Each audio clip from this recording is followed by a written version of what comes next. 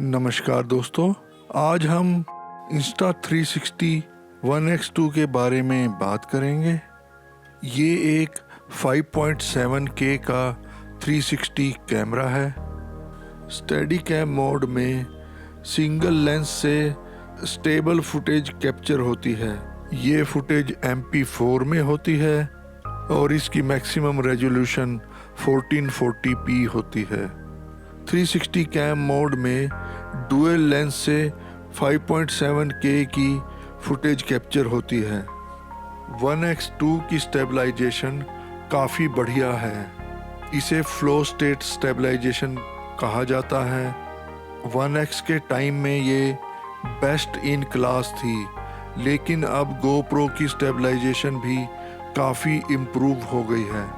Hero 9 की तरह इसमें भी होराइजन लॉक का फीचर अवेलेबल है, जो होराइजन को लेवल करके रखता है। 360 कैमरा यूज़ करना है तो उसका ऐप आपको चलाना आना चाहिए, क्योंकि उस ऐप को यूज़ करके ही आप फुटेज अपलोड के लायक बना पाएंगे। इस ऐप में आप पूरी तरह से एडिटिंग कर सकते हैं, रीफ्रेम कर सकते हैं शॉट्स को, उसका एस्पेक्ट रेशो चेंज कर सकते हैं और डायरेक्टली सोशल मीडिया पे शेयर कर सकते हैं। इनविजिबल सेल्फी स्टिक मोड की वजह से जो फुटेज इससे हम लेते हैं, ऐसा लगता है कि कैमरा हवा में तैर रहा है। अगर सेल्फी स्टिक लंबी है तो फुटेज ड्रोन फुटेज जैसी ही लगती है। Insta360 में एक ऑप्शनल एक्सेसरी आती है जिसे बुलेट टाइम स्टिक कहते हैं, या इस बार उन्होंने एक बुलेट टाइम स्ट्रिंग निकाली है। कंपनी इसे बुलेट टाइम 3.0 कहती है, क्योंकि इस मॉडल के साथ होराइजन लॉक का फीचर भी दिया है। तो बुलेट टाइम शूट करते वक्त होराइजन सीधा रहता है और जो फुटेज निकल के आती है वो बहुत बढ़िया होती है। वैसी फुटेज किसी भी एक्शन कैम जैसे GoPro से नहीं ली जा सकती। टाइम शिफ्ट मोड में हाइपर लैप्स शूट कर सकते हैं। हाइपर लैप्स को स्पीड अप कर सकते हैं या स्लो कर सकते हैं। इसके एक फीचर घोस्ट टाउन में अगर आप 360 टाइम लैप्स लेंगे किसी भी लोकेशन का, तो इस कैमरे का ऐप टाइम लैप्स की फ़ोटोज़ को स्टिच करके एक फ़ोटो बनाएगा जिसमें कोई भी मूविंग चीज़ नहीं होगी। आदमी, कारें, बसें कुछ नहीं होंगे। ये एक नॉर्मल फीचर है, किसी भी कैमरे से पॉसिबल है फ़ोटोशॉप की मदद से। शॉट लैब में रेडीमेड टेम्पलेट्स हैं अपनी फुटेज को एडिट करने के लिए, जैसे कि स्टॉप मोशन मिक्स। इसमें अगर आप खुद अपने चलने का साइड से शॉट लेंगे अलग अलग बैकग्राउंड्स पे, तो इस कैमरे का ऐप उन बैकग्राउंड्स को ऑटोमेटिकली चेंज कर देता है। एक और टेम्पलेट है क्लोन ट्रेल्स का। आप कोई शॉट ले रहे हैं, उसमें ऐप क्लोन्स बना देता है सब्जेक्ट के। तीसरा टेम्पलेट है डॉली जूम का। आपने जो फुटेज ली है उसमें बैकग्राउंड और सब्जेक्ट के बीच में डिस्टेंस ये चेंज कर सकता है। चौथा जो टेम्पलेट है वो फ्लिप माई डे है, जिसमें फ्लिप ट्रांजिशंस होती हैं। इस कैमरे का अगला फीचर है डीप ट्रैक 2.0।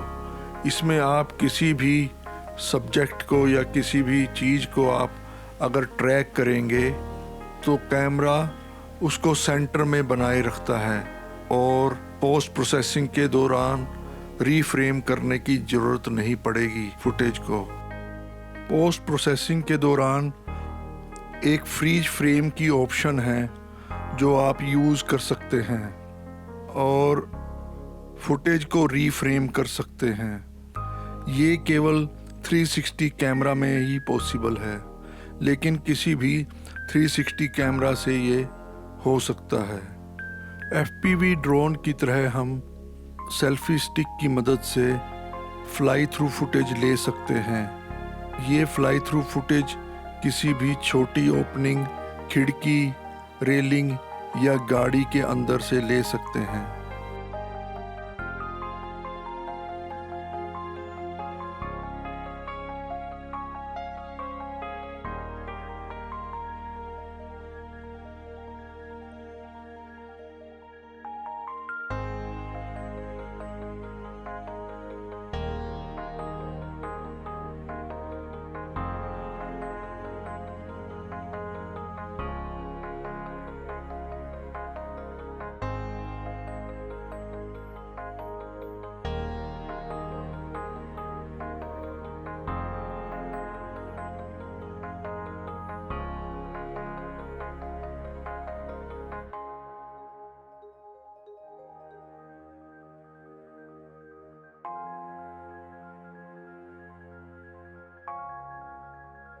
इसमें एक AI बेस्ड फीचर है ऑटो फ्रेमिंग का।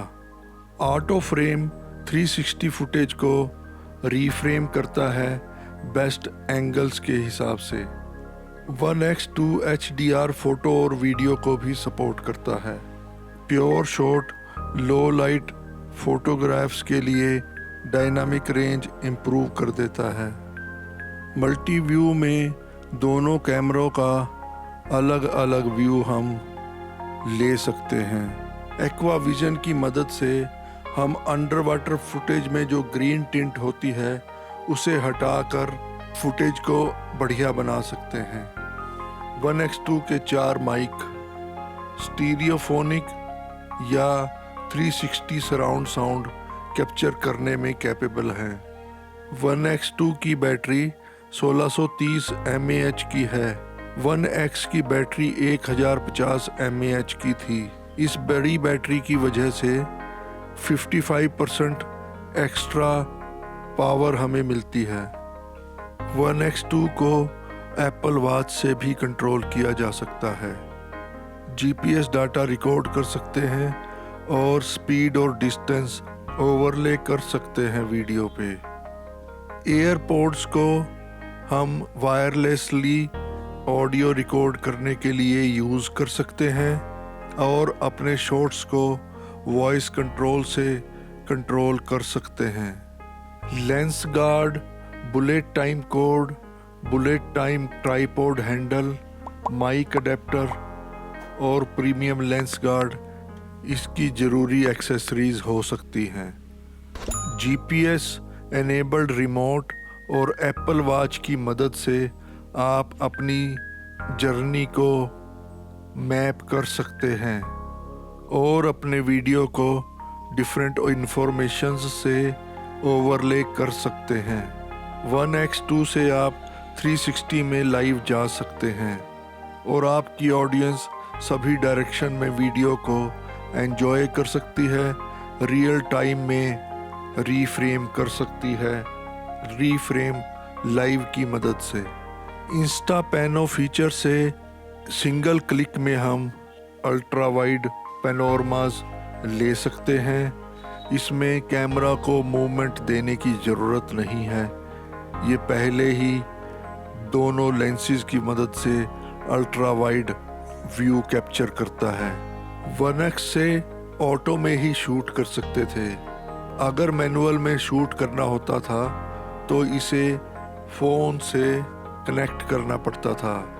उसमें फिर ऑटो ISO और शटर स्पीड हम चेंज कर सकते थे, लेकिन 1x2 में टच स्क्रीन की मदद से हम मैनुअल मोड में जा सकते हैं। 1x2 में हम shutter speed, ISO, white balance और कलर प्रोफाइल भी चूज कर सकते हैं। 1x की छोटी बैटरी से 45 मिनट का ही शूट होता था, लेकिन 1x2 से 80 मिनट तक का शूट हो जाता है। 1x में एक्सट्रीम एक्शन शूट करते वक्त बेस ही अलग होने का डर रहता था, लेकिन 1X2 ज़्यादा रोबस्ट है, स्ट्रॉन्ग है और इसमें एक्सट्रीम एक्शन कैप्चर किया जा सकता है। थिकनेस कम होने की वजह से 1X2 में स्टिचिंग 1R के मुकाबले बेटर होती है। 1X2 के कलर्स भी ज़्यादा एक्यूरेट हैं। वर्चुअल टूर रिकॉर्ड करने के लिए जो फीचर प्योर शॉट है उसमें कलर्स बहुत बढ़िया आते हैं। लो लाइट परफॉर्मेंस बहुत अच्छी होती है क्योंकि उसमें AI based D noise feature है। इस कैमरे में जो HDR शूट होता है वो केवल 25 FPS पे ही शूट होता है। 360 डिग्री में जो स्लो मोशन शूट होती है वो केवल 100 FPS पे शूट होती है। 360 कैमरों का सबसे बड़ा ड्रॉबैक ये है कि इन्हें पोस्ट प्रोसेसिंग की ज़रूरत पड़ती है। 1X2 की एक्सेसरीज कॉस्टली हैं, इस बात का भी ध्यान रखना चाहिए।